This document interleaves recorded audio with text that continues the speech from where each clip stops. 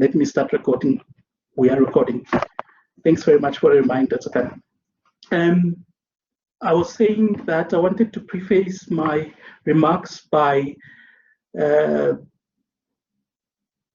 stating the centrality of teaching and learning to the life of the institution, that although the university has multiple roles, community engagement, research, and so forth, the teaching role is the central role of why a university exists.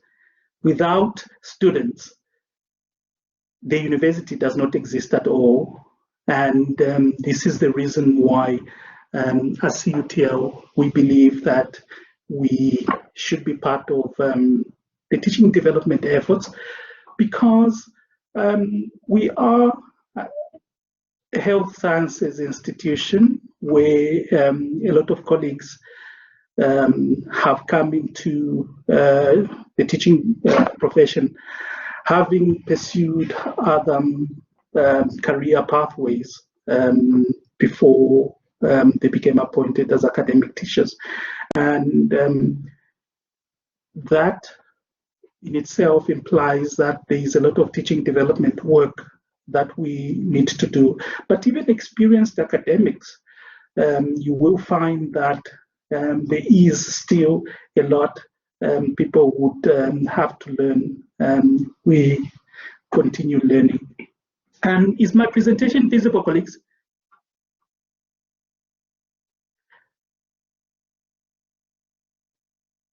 Thank you very much. Thank you. Thank you very much, Abid. All right, so those are my details. I have deliberately not put my telephone line because it doesn't work. As soon as it's repaired, I will advise, but you can get hold of me via that email, George Makgatho at smu.ac.za, and we are located on the second floor of the BMS building. All right. Incidentally, today is also the final day of Dr. Govinda's presence at SMU. I'm sure a lot of you have had an opportunity to engage with him. We held a wonderful function for him last Friday, which was hosted, in fact, by the DVC for Teaching and Learning. As CUTL, it was such a pleasure to have Dr. Govinda with us. Personally, I'm still new at SMU, and Dr. Govinda is the person who has made me feel at home, as well as other colleagues at CUTL.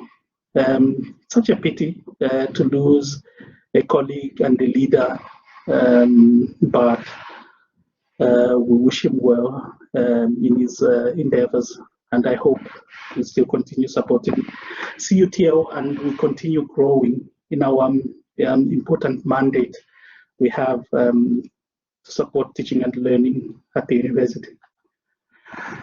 Okay, the focus of the workshop, colleagues, it's just a 1 hour workshop. We are also still trying to, these workshops were originally thought of as in-person, face-to-face workshops, but as we know, we are not living in normal times. But some of the sessions, for instance, later in the year, when we do problem-based learning and things like that, we will try to have some of the workshops face-to-face, but some of them will be online. I think the majority will be online. And for now, we are, because we realize people are very busy and it's difficult for people to commit to 3 hours or 2 hours. So we'll initially start with workshops of workshops for an hour. I hope you can hear me, colleagues. I'm wearing these noise cancelling headphones, which make me not hear anything else. But if you can hear me, I think that's well enough. So the first and foremost, we have to, I would like us to reflect on the role of the higher education teacher, then identify elements of academic risk, contextualize formative assessment in student support, and then discuss some services and tools to monitor students and provide feedback. Colleagues, I would like this session to be as interactive as possible. I'm also still learning how to be more interactive in the online medium. Please feel free to ask questions as we go along, and I'll make sure that we leave some time for us to have substantive discussions around the topic. Okay, so if I may ask, can we please put this in the chat? What do you think are some of the roles of academic teachers? I got this lovely photo from our website. I can't recognize the colleagues in the picture, but I can recognize the Dean of Oral Health, Prof. Hendricks. This was at the recent march against gender-based violence. So in the chart, what are some of the roles of teachers of higher education? So if I'm talking about teachers, I'm not imagining you colleagues to be teachers in the sense we know the word of high school or primary school teachers, but it's just a generic word that we'll call lecturers, senior lecturers, professors in higher education. So these are the people I'm talking about when I'm talking about teachers. What are some of the roles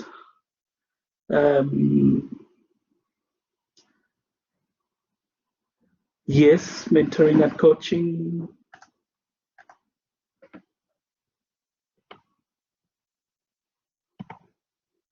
Thank you.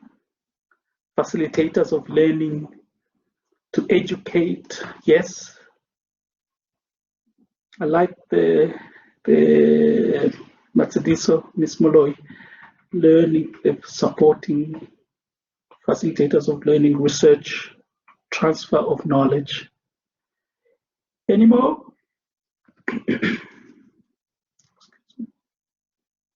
Yes. So as we can see there, colleagues, absolutely ongoing learning. This is one of the things that I think differentiates the university from other spaces, the idea of ongoing learning, you know, because knowledge is never finite. Knowledge is always being created and recreated. Absolutely.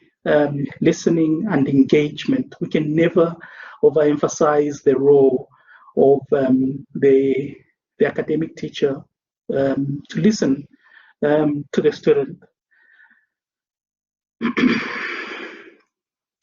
So you can see from you've captured everything that is there. The role of the academic as the course designer, and this comes from the role of the academic teacher as the subject expert. So they are experts in the subject, and as a result, they are important in course design. And it is important when we're talking in curriculum studies about the centrality of the teacher in designing the curriculum. A lot of times, the curriculum was something that was designed by external agents, by the so-called experts, but it really relegated the people who are supposed to deliver that curriculum, the lecturers from curriculum design, and people like Tyler emphasized the centrality of the teacher, the lecturer, as a curriculum developer, curriculum designer, course designer. And I'm emphasizing the roles that we are speaking about in detail today as a course teacher, the person who engages with the students, on an ongoing basis. Roles as a resource finder, that it's a role of the teacher to find teaching and learning resources, to supervise students, to tutor students, to assess students, to evaluate learning, because teaching is not just about going into class, leaving the class, coming to assess the students, marking the assessments, posting the assessments, and going to the next year. We constantly have to evaluate our practices as teachers. We constantly have to evaluate to see whether our teaching leads to learning. And that's one of the things why we are emphasizing the idea of teaching, is that teaching ought to result in learning. If a teaching event does not lead to learning, unfortunately, it's a waste of time. And this is something we ought to be thinking about in the different things we do. A lot of things we do in institutions do not lead to student learning. And at times we have just kept them because, well, it's tradition. That is how teaching and learning has been done over the ages. So the idea of evaluating learning, evaluating whatever we are doing, is central in this role of the teacher, because it, I think, makes teaching first and foremost intellectual work, but it also makes teaching as a practice, something that should always be evolving, something that should always develop in light of new evidence and so forth, but also roles of the teacher as an administrator, subject expert, and so forth. So it is important, colleagues, that we understand and embody the different aspects of our role as educators, because we are at a health science institution, and a lot of colleagues, for instance, have also responsibilities to the community. Remember, we said part of the role of the university, apart from teaching students, is also to respond to the needs of the community. And some of those needs are healthcare needs of the community, and a lot of our teachers are also clinicians who ought to respond to the needs of the patients. But it's still important to realize that in spite of all those other roles, in spite of our roles as administrators, we are professors, we are subject leaders, we are curriculum champions, but our fundamental role is that of being the course teacher. Our role, primary role in the institution, is to ensure that we bring about student learning. And this is embodied in the SMU values, for instance. Please, colleagues, look at the SMU strategic plan that I referred to at the beginning of this talk. It's on the SMU website, and it speaks about institutional values. And one of the values that was emphasized the other week when we had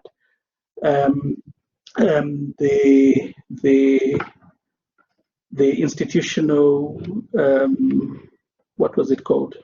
Was it an institutional, the SMU? Oh, I forget what it was, but it was is a discussion of SMU values.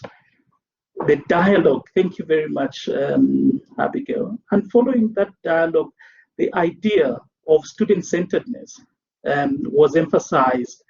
Issues of accountability, excellence, integrity, respect.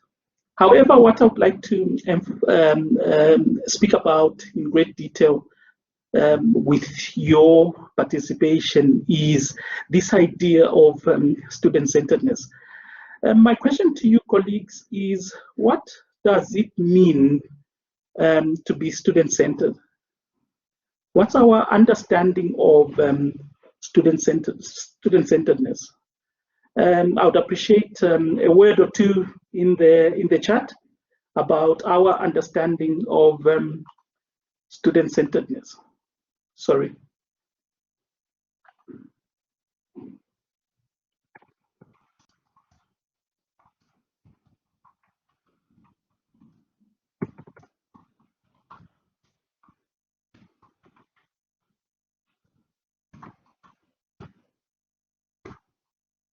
What does it mean when we say, what does it mean in actual practice when we say we are student-centered?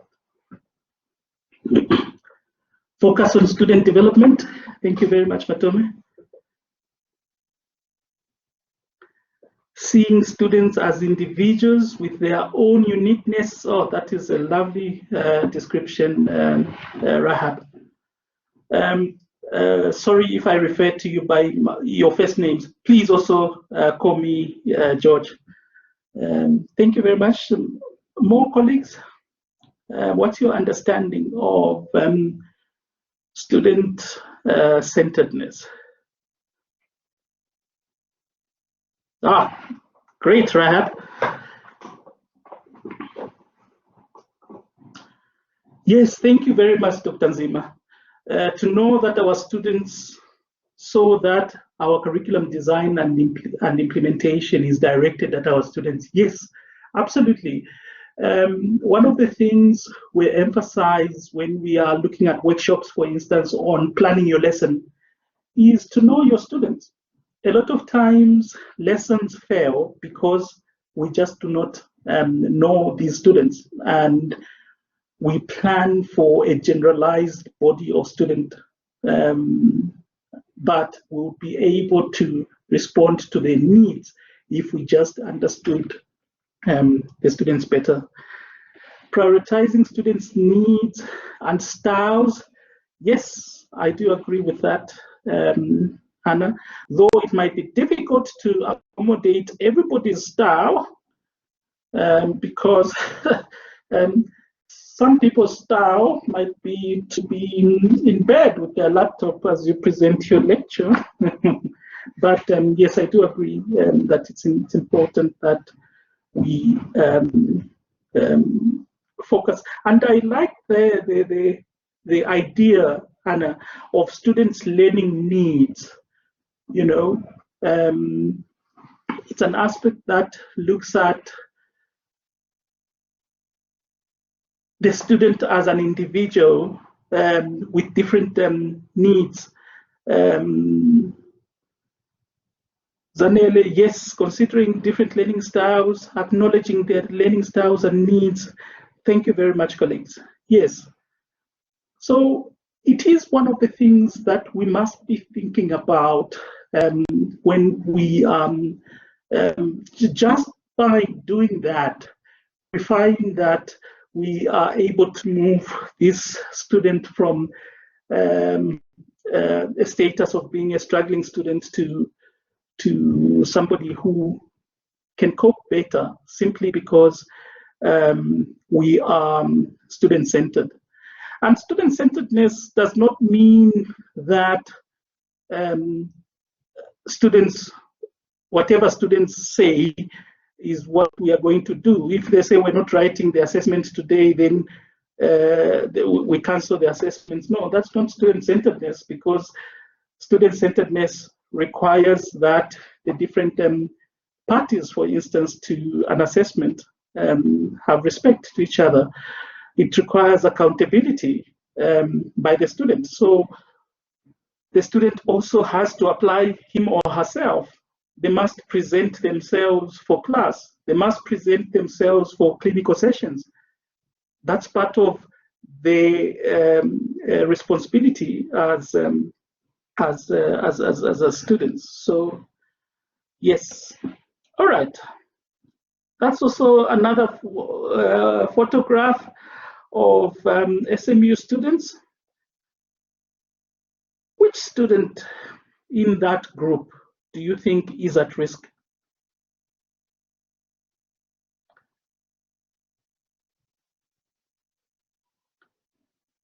I'm moving forward a little, but I see the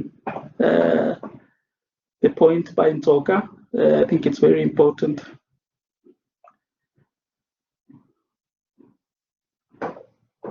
Guess, you say you can't say, Cynthia?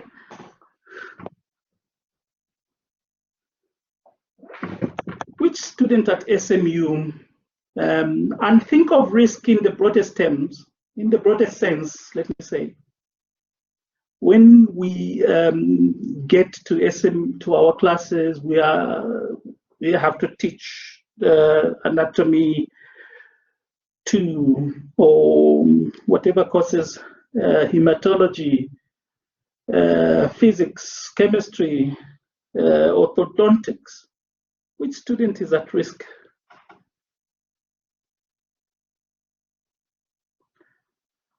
There's a question. Always having an interest at student at heart, but how do we deal with a situation where students don't know what is good for them? Interest of students at heart. I think this is where our role as teachers becomes important, because part of the roles of the teacher, which is not captured there, and I think it's Dr. Zima who mentioned the role of the teacher as a mentor, for instance, but there are also other roles, pastoral roles of the teacher, that a lot of these students are quite young. They come into our hands at 17, at 18, and they are in legal terms adults, but they might not know what is good for them. And it is our role, obviously, as subject specialists, it is our role as adults to be able to guide them in a way that emphasizes the learning, for instance, and the learning objectives of the institution. But it's also our role, I think, to develop the entire student, to say, okay, you have the right to protest, for instance. It's a right that is enshrined in the Constitution, but your right to protest does not, for instance, supersede other people's rights to dignity, other people's rights to do also other things that they would like to do. So when it's your role, for instance, to educate that student who wants to protest, to say, well, you can protest, but it's not your right to disrupt others, So it's a complex thing of dealing with students to say what's in their interest. So, for instance, they might not understand why you are insisting on them being at every lecture, but you would tell them that, well, when you look at pass marks, there is a very strong correlation between students who attend lessons, who attend scheduled classes, and passing, All right, risk. Yes, I do agree with this idea that every student is potentially at risk. Because a lot of times, and it's something that's emerged from academic development circles, we developed a discourse of academic support. And it was a discourse that was premised on fixing a particular kind of student. And it was a discourse that was prominent in, especially in formerly white institutions, where as the dawn of democracy from the late 80s, actually, a lot of Black students were allowed onto these campuses that were formerly white. And obviously, as a result of different schooling experiences, a lot of students required some form of support. But the problem with the model is that it automatically, if you came from a Department of Education and Training school, that was the characterization of Black schools, DET schools, you were automatically a deficit student, you know, and the university had to develop academic support to fix that deficit. But over time, we came to realize that although it is true that a lot of Black students, for instance, struggled when they went into universities because of the shocking state of basic education, the struggles were common amongst different groups, you know. So the problem was not that students' home language was not English, for instance. Of course, that played a role, but sometimes some of those things were overemphasized over other things. All right, I won't get into much detail on that. So when we're talking about risk, as colleagues mentioned there, technically every student who comes into the institution is at risk, because it's not possible for us to know their academic histories. We do not know how they have gotten into SMU, what has been their academic trajectory. You know, there are some students who have gone to very poor schools where the quality of teaching was appalling. And it's ironic that the president talks about they are in the Commission of State Capture, talking about cadre deployment and so forth. Unfortunately, people speak about these things of cadre deployment maybe only happening in government.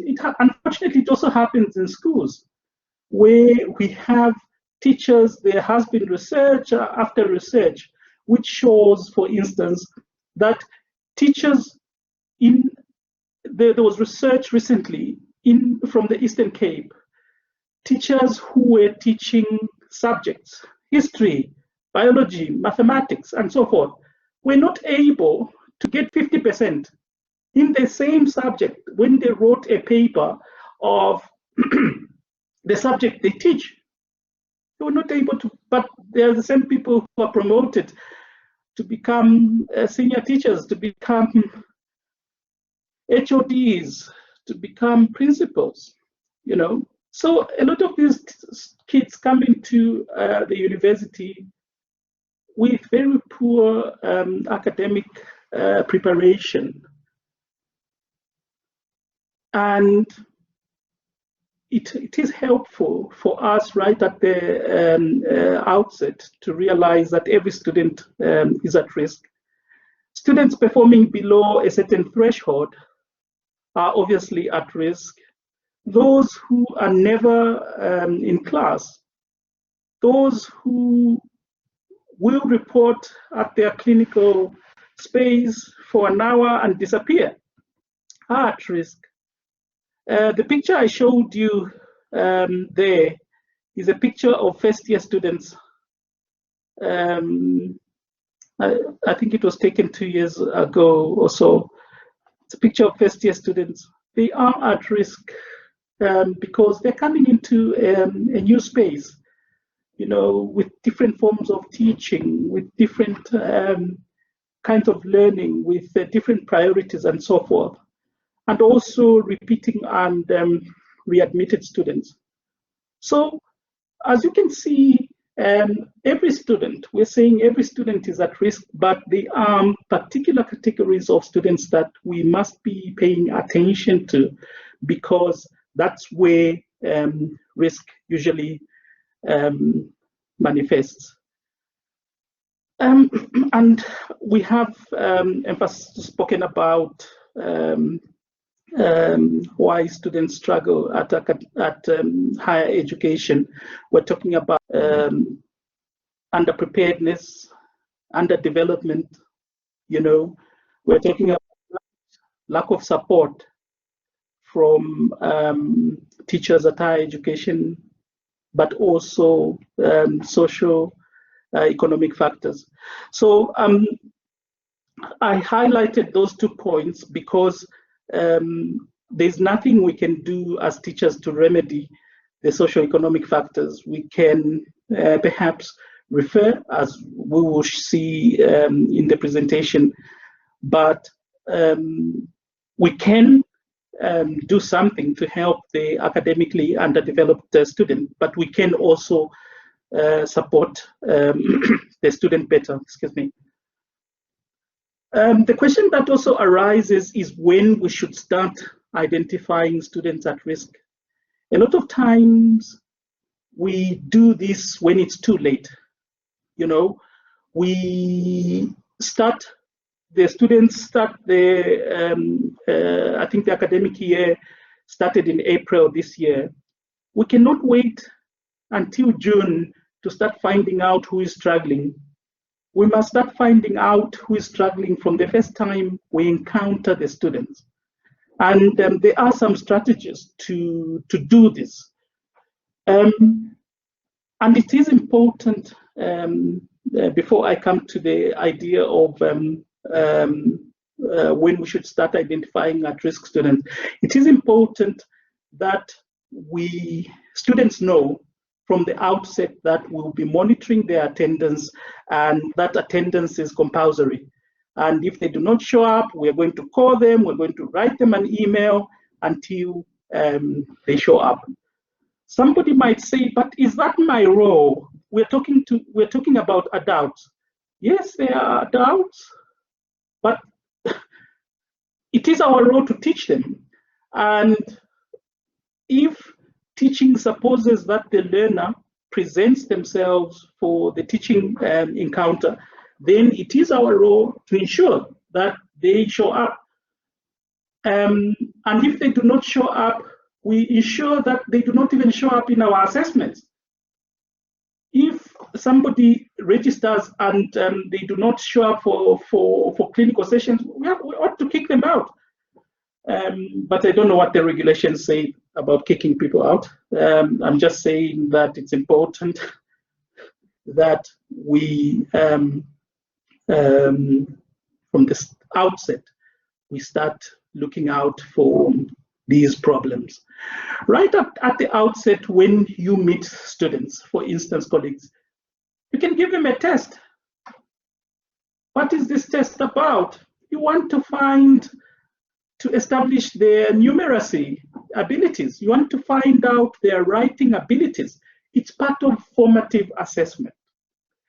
We will be having more sessions on formative and summative assessment, continuous assessment, and so forth, because a lot of times we conflate these two, formative and summative assessment. We'll give tests at the end of after we teach the anatomy of the neck. I don't know if there's such a subject as an anatomy of the neck. We give them an assessment and we call it formative assessment. No, it's not formative assessment. Formative assessment is that assessment where the student is going to receive feedback So if the students are not going to receive feedback for them to improve their practice, for them to improve their skill, we cannot call that formative assessment. So formative assessment, we do that on a daily basis in our classes, in our clinical spaces, on the bedside, at the chair side. We are constantly observing, because when we're talking about assessment, colleagues, it's also important in this student-centered model, but even in other models, to understand that when we're talking about assessment, we're not talking about that antagonistic relationship that exists between teachers and those they teach. Yes, because that relationship is often antagonistic. By assessment, we're just talking about a process of collecting information, analyzing that information, and using that information to make decisions.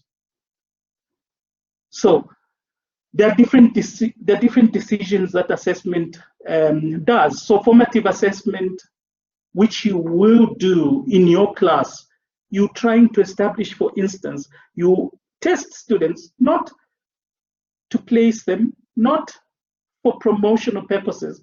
You are assessing students to inform your future teaching. You want to know what students can do and what they cannot do, so that you can plan your lessons going forward appropriately. A lot of times we waste a lot of time teaching things that students already know. And if we had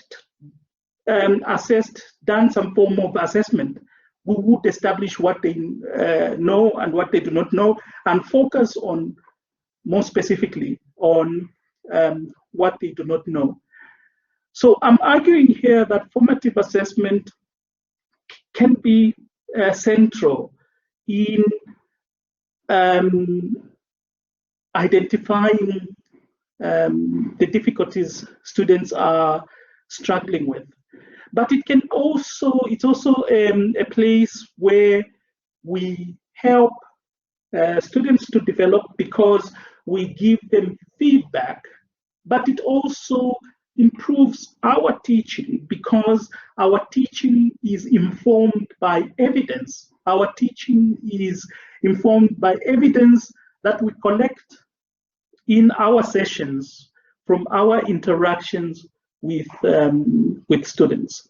So formative assessment is an opportunity to identify struggling students and also to support them. It's an opportunity to establish the gaps in knowledge that exist. So when the students come into your fourth year class, we cannot make assumptions about what they know before we test them. So it's always important. And this formative assessment can take a form of, okay, I'd like you to write something, everybody, we're going to write something.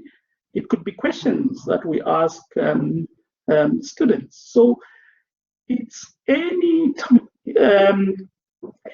activity we do to elicit information and provide feedback.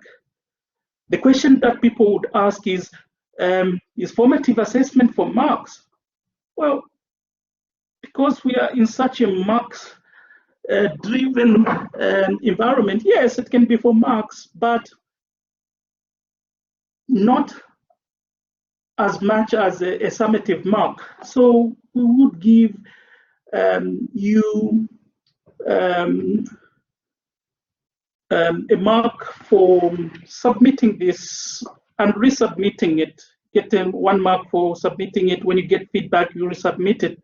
But what is happening there? You are accumulating marks, but you are also learning. The question one would ask, well, if formative assessment is so great, why don't people do it? Well, people don't do some formative assessment because it's time consuming. It takes a lot of time to give feedback, takes a lot of time to engage and so forth. And in the other sessions that we'll have on formative assessment, we will discuss with colleagues how we can place formative assessment at the center of teaching and learning in our curriculum. And when we speak about formative assessment, we will speak about the nature of feedback, the process of giving feedback. Joanne Sargent has done a fascinating PhD, which I'm currently reading, where she talks about the nature of feedback in improving performance in practicing clinicians, for instance. We will have chance when we speak about formative assessment to deal with issues of feedback in much more detail.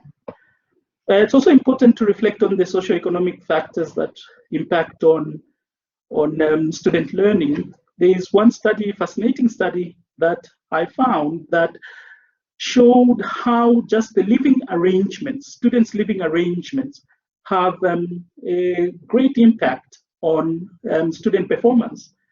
That it's some of those things about just the way students are living that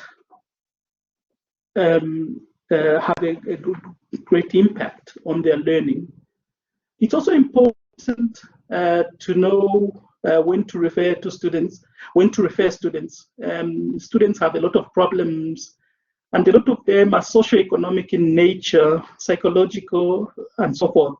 And as teachers, we do not have the expertise, the time, even the resources to be able to help them. And sometimes it's important that we learn where to refer the students. Sometimes if you do not know the exact place where to refer them, just send them to CUTL. Our academic development consultants know who to refer to. One of the biggest problems that has been cited in literature and in discussions with colleagues is the mental health needs of students. And we have been assured that the university is going to hire more psychologists, because I think our institution is too big just for 2 psychologists to cope with that number.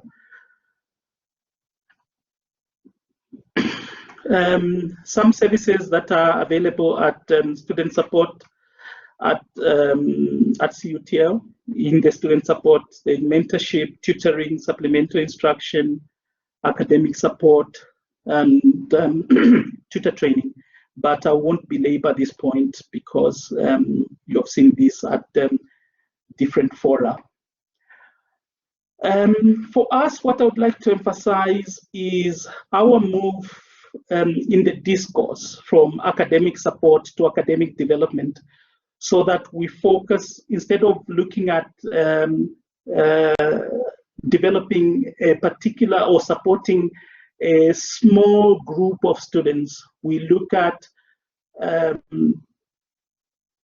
student in totality.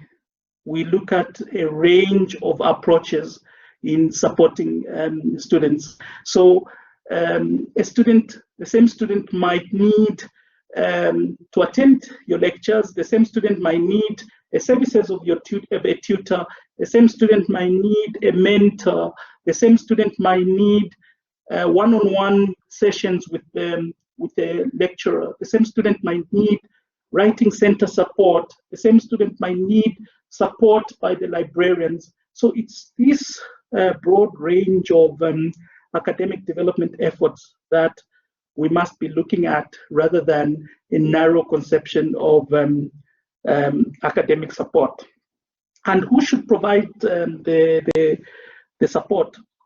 There are different levels of support available, as we have mentioned, but the lecturer should be the primary provider of this support, because obviously you're not being asked to provide psychosocial support, but in terms of, you are the subject specialist, you are the person who can diagnose the gaps in the student, and you would be able then to remedy that.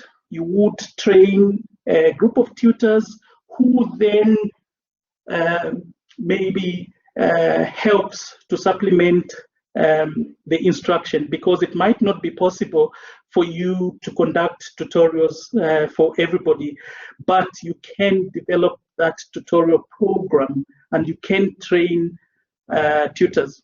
I think one way of dealing with this as the university increases its postgraduate intake of students.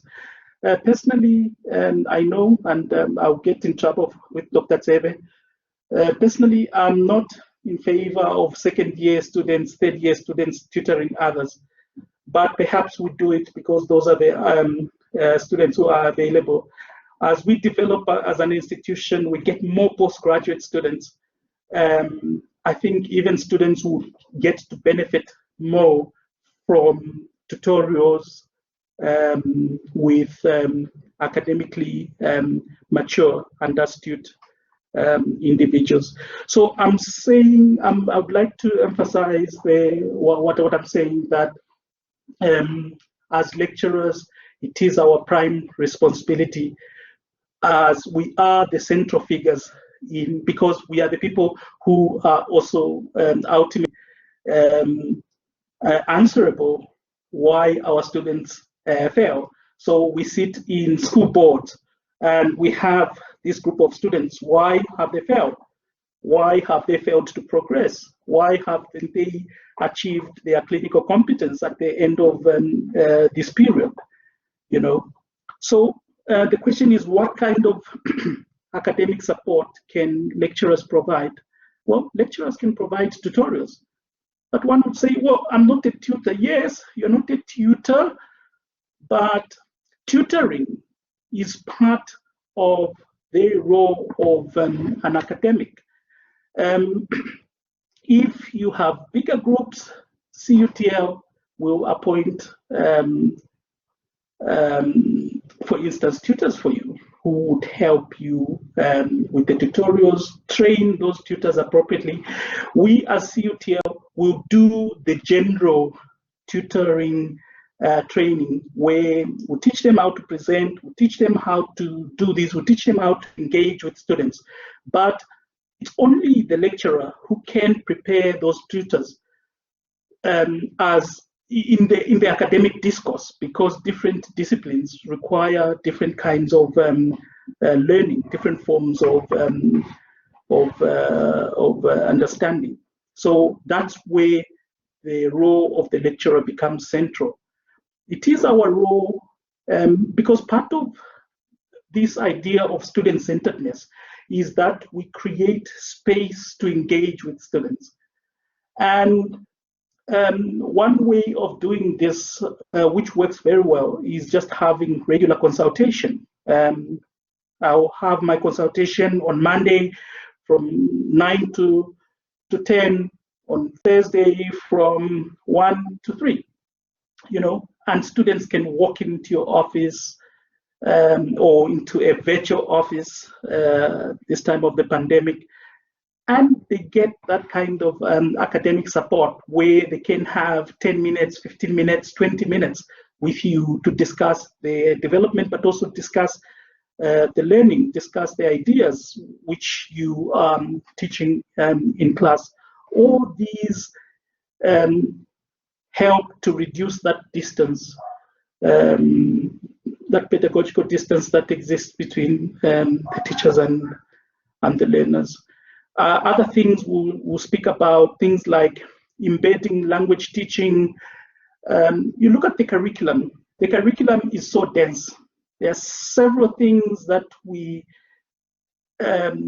look at medical schools around the world, they're complaining about how anatomy, physiology courses are diminishing in the curriculum.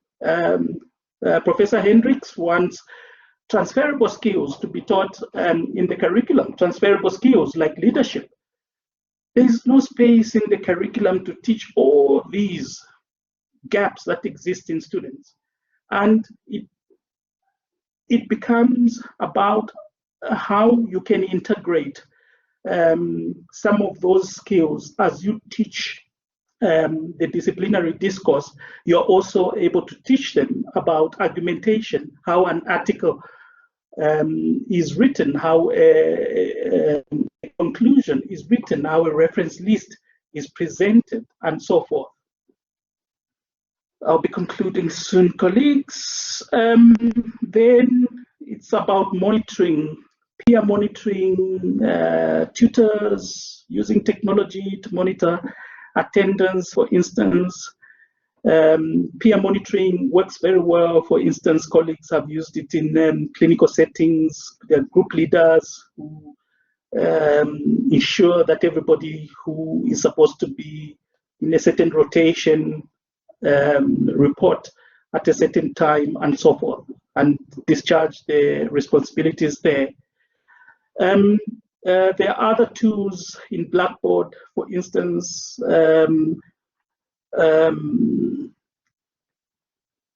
Blackboard is good in keeping attendance. We record that. We'll see everybody who has logged in. We are able to monitor what resources students have engaged with in Blackboard.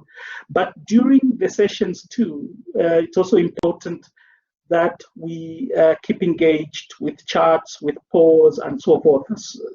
Sometimes ask you, because you know the students by names, ask them for their opinion, tell them, give them feedback on what they are saying. So just keep it engaged and keep everybody there, because one of the biggest problems of the online mode is that, well, people can multitask themselves out of attendance. So they will be technically there, but not really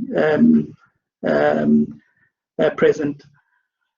And also engagement and feedback after class, journals, blogs, discussion boards, also recorded videos. For instance, I was speaking to Mr. Itu Maboye yesterday about how short videos to a group or even to an individual student can be so helpful in guiding the student, giving them ideas about how to pursue their work. Just that content enables students to move forward. But other online tools, electronic tools, like electronic logbooks. I know the School of Medicine, for instance, the past 2 years has been piloting that using the Doctor. And it works very well because when students are at a particular site, you are at home or you are in the office, you are able to look at the logbook entries in real time, and you're able to give them feedback. You do not wait until the end of the month when those logbooks are submitted for you to give them the feedback that they might have needed instantaneously. Also, easy things to do, like using QR codes to monitor attendance. So in the different spaces that you want students to be present, you just go and stick a QR code that you generate from your computer, and it's so easy. Students just come, nearly every student our survey found has a cell phone. They just go there, when they present themselves, they scan using the smartphone, takes seconds, and that gets populated immediately in your spreadsheet. Who was there, what time they were there, and all that. All these things, colleagues, just help us to ensure that we are not only present, because that is an important aspect of teaching, that we are present for the learners, but that we can use our presence to be able to identify gaps that exist and able to remedy them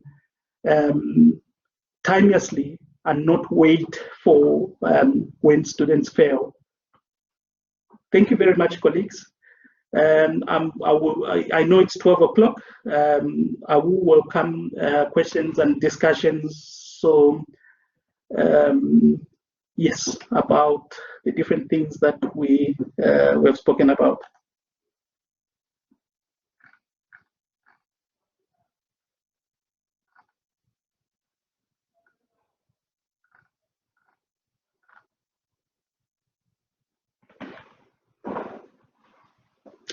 I'm sorry, I got carried away and spoke for more than I wanted to finish at 45. Professor Maleka, yes, if you need the presentation to be shared, I will indeed share it. I have recorded it. And colleagues, we are going to be sharing our teaching development plan with all of you to comment on it. The teaching development plan details the different teaching needs of the institution, and you are welcome to say, we need such a workshop, we need this under CUTL. We have the expertise these days, but where we do not have the expertise, we have the money. Yes, we can boastfully say to bring the experts who can come and help us on topics of different kinds. So be it blueprinting of your tests, setting up multiple choice questions, and so forth. Thank you very much, Prof. Maleka, and thank you.